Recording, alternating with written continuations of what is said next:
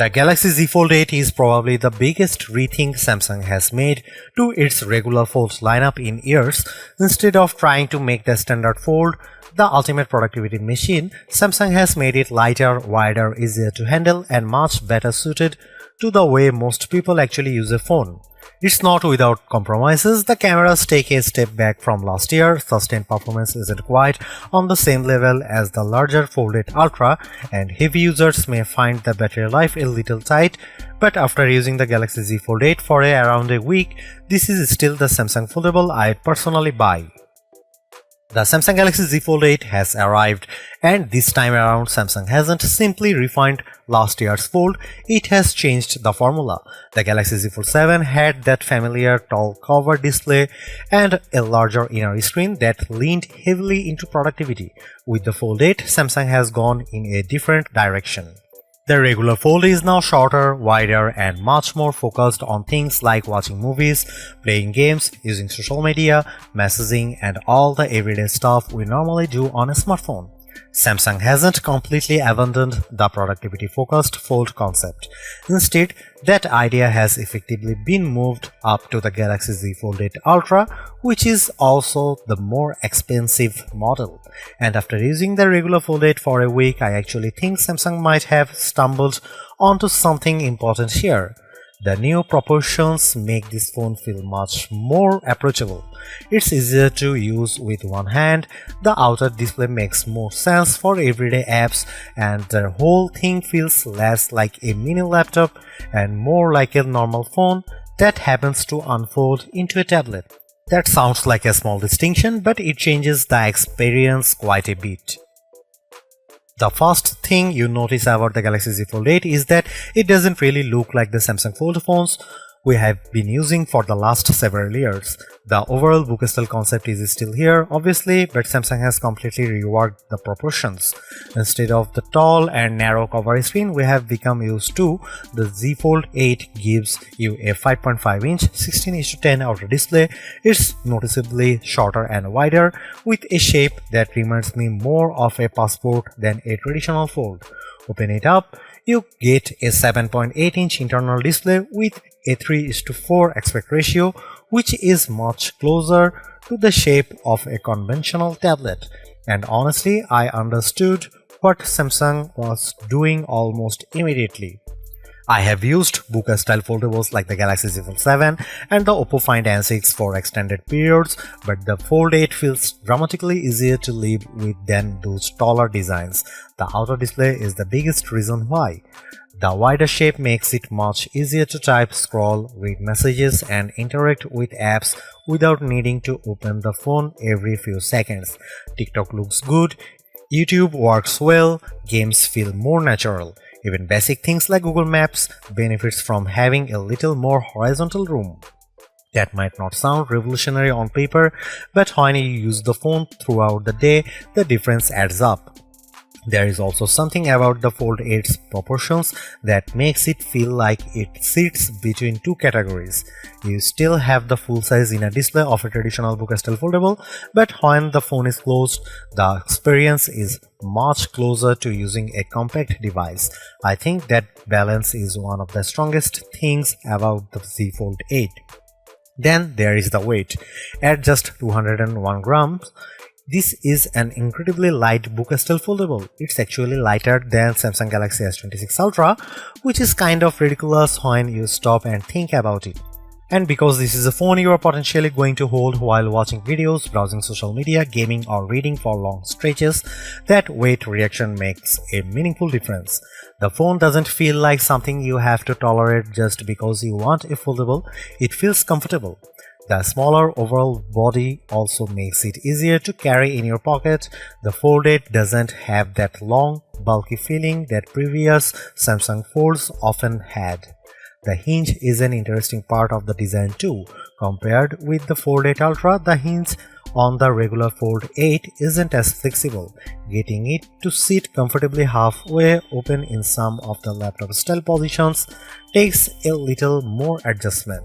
But there is a benefit to the tighter hinge. Opening the phone feels effortless.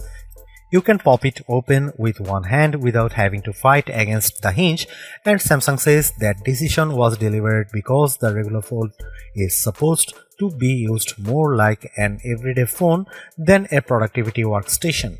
You can still position the display halfway open too. You could use it in tent mode or prop it up in a laptop style arrangement if you want to.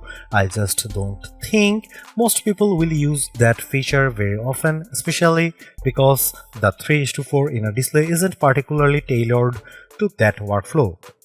For those who genuinely want that kind of setup, the Fold 8 Ultra makes more sense. Samsung has also kept the usual premium color selection.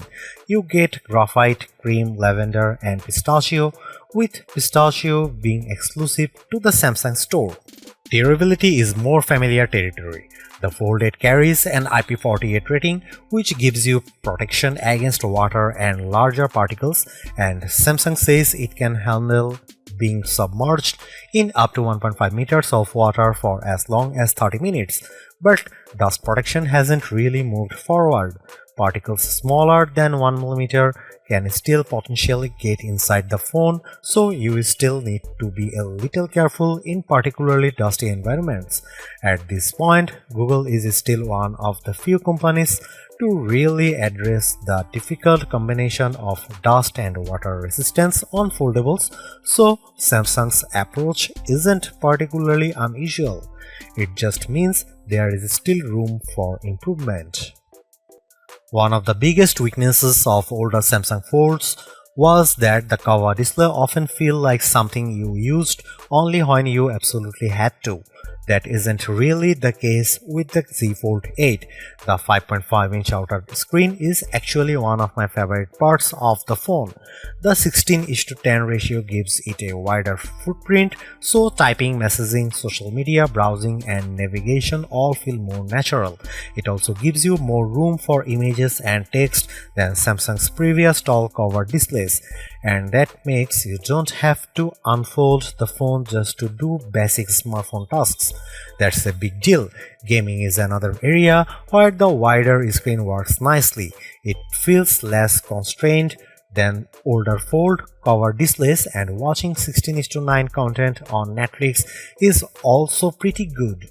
You still get small black bars, but the video occupies a larger portion of the screen than it does on some of Samsung's more square foldables. What impressed me most is that it doesn't feel cramped. At only 5.5 inches, that could have been a problem, but Samsung has chosen the aspect ratio carefully and it works. The quality is also flagship level, which makes a difference. This isn't a basic outer panel that exists just to get you through the day. It feels like a screen you could actually use as your primary display. Then of course there is a big internal panel. The 7.8-inch foldable display is exactly what you would expect from a high-end Samsung phone. You get dynamic AMOLED 2X, LTPO technology, a 120Hz refresh rate, and up to 3000 nits of peak brightness. It's bright, smooth, colorful, and extremely detailed. But the two things that really stand out to me are the shape of the display and the crease. The 3:4 aspect ratio might not sound like a huge change compared with previous folds, but in actual use, it makes a noticeable difference. Apps feel much more natural on the inner screen. WhatsApp works, Slack works, Instagram works, YouTube works, and in many cases, you can use them in landscape orientation without constantly wondering whether the interface is going to break or look strange. That was something I found surprisingly refreshing. With older foldables, opening a particular app sometimes came with a little uncertainty. You'd wonder whether the layout would fit properly, whether content would be cropped, or whether you'd have awkward empty spaces. With the Fold 8, I rarely thought about any of that. I just opened the app and it worked. The new shape also helps with video. Movies naturally fit the wider screen better, so although there are still black bars depending on the content, you get more usable screen real estate compared with some of Samsung's boxier designs. I actually ended up using the inner display in portrait mode quite a lot. It essentially becomes a massive smartphone screen, which is excellent for scrolling social media, playing portrait games, and watching vertical videos. TikTok in particular feels great on this display, while the Fold 8 is slightly less convincing is heavy-duty split-screen multitasking. You can still run two apps next to each other, and I used that setup regularly for things like messaging and browsing, but you don't have quite as much room as you do on the Fold 8 Ultra. Still, it's far more useful than trying to do the same thing on a conventional phone, so I wouldn't describe the Fold 8 as a bad productivity device. It simply isn't the best Samsung foldable for productivity anymore. Then there is a Flex Titanium. Samsung's new internal display technology uses two layers within the folding panel with the goal of making the screen stronger and reducing that obvious central crease, and I can definitely tell the difference. The internal panel feels more solid under your finger. There is less of that soft, flexible sensation that you get with some foldable displays, and the anti-reflective treatment also helps reduce the plastic-like reflections that have traditionally made foldable looks look less premium than standard glass displays. Then you look at the phone straight on and notice the crease, or rather you barely notice it. When the phone is lying flat, the center line is much harder to see than it has been on previous Samsung Folds. You can still spot it from certain angles, and yes, you can feel it when you run your finger over the middle, but visually Samsung has made a pretty big improvement. I still think the Oppo Find N6 has a slight advantage when it comes to making the crease disappear, but Samsung has clearly taken a big step in the right direction. The Galaxy Z Fold 8 may sit below the Ultra, but Samsung hasn't exactly given it weak hardware. You are getting the Snapdragon 8 Elite Gen 5 for Galaxy, the same flagship processor used in the Galaxy S26 Ultra. There is also 12GB of RAM along with 256GB, 512GB or 1TB of storage. For regular use, the experience is exactly what you'd expect from those specifications.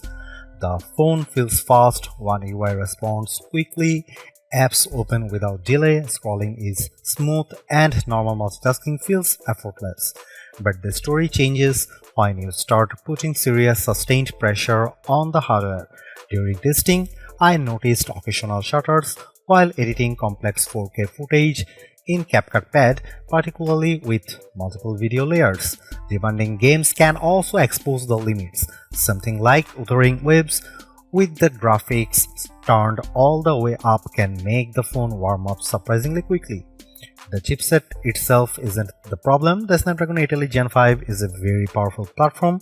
What seems to be holding the Fold 8 back is the physical design. It's thinner and smaller than the Fold 8 Ultra, which means there is less room to handle heat during long periods of heavy use. And once the temperature rises, sustained performance starts to suffer. Samsung's handling of benchmarking was also interesting. During my testing, standard apps like Geekbench 6 and 3D Mark were blocked. That isn't unheard of with unreleased smartphones. Xiaomi and Honor have done similar things with pre-launch hardware. But this was the first Samsung phone I have tested where I saw this kind of restriction.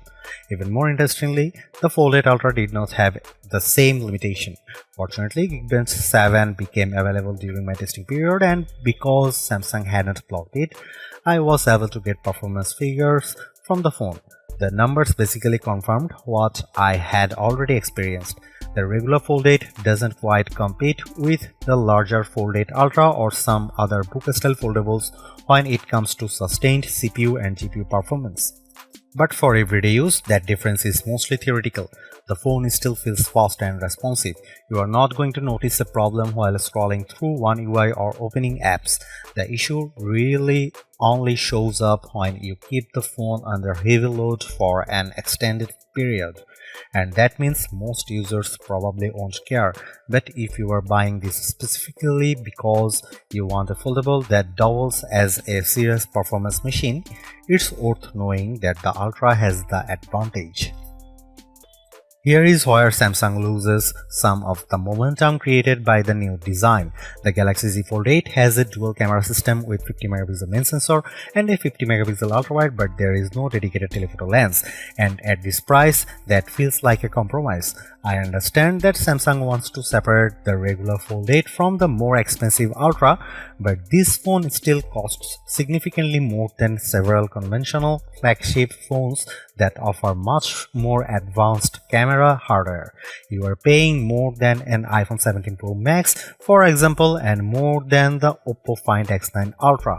That makes the camera hardware harder to defend. It's also frustrating because last year's Z Fold 7 actually gave buyers more. You had a 200 megapixel main camera, an ultra-wide and a dedicated zoom camera, all for roughly the same money. This year Samsung has reserved that more capable 3-camera system for the Fold 8 Ultra. The regular Fold 8 therefore makes to do with two 50 megapixel sensors. The main camera can produce strong results and the ultra wide is useful, but once you need to zoom in, things become much less convincing. Samsung could have at least used the Ultra's 200 megapixel sensor to provide better digital or sensor based zoom, but that isn't the case. So if camera versatility is high on your list, this is probably the biggest weakness of the Fold 8. Here are some camera samples from the Galaxy Z Fold 8.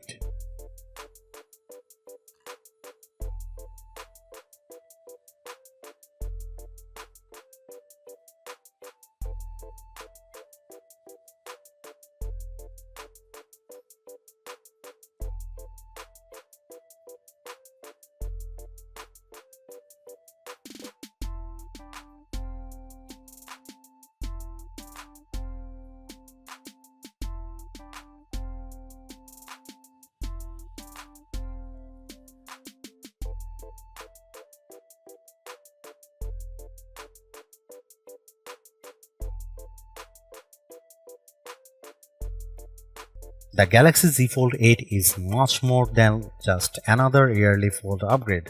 It represents a real change in how Samsung thinks about its regular book-style foldable. Previous Fold models were increasingly defined by productivity. Samsung wanted them to feel like mini workstations that happened to fit in your pocket.